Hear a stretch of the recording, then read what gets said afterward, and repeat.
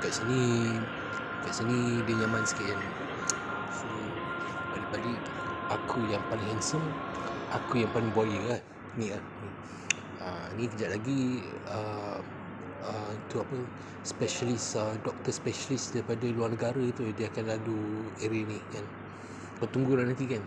Aku tak tahu doktor perempuan ke kan, doktor perempuan tu.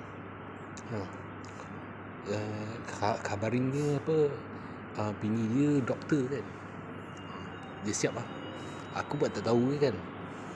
Aku baru sampai daripada overseas ni kan. Saja tengok-tengok area bridge ni kan. Sambil aku check ada ke location bearing yang tak betul lagi kan. Nanti yang doktor, wife dia doktor tu kan, doktor lah kan, dia akan datang sini, akan explain lah kan tentang perkara yang sebenar-benarnya yang terjadi kan. Sorry aku punya bahasa tak bagus sangat lah kan.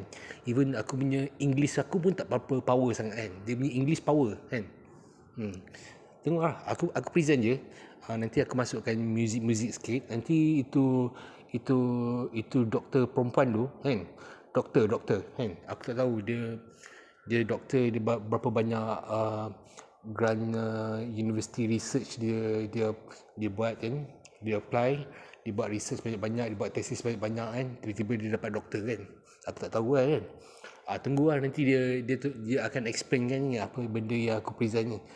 Terima kasih itu brother tadi yang tengah smoking pakai short pants kan.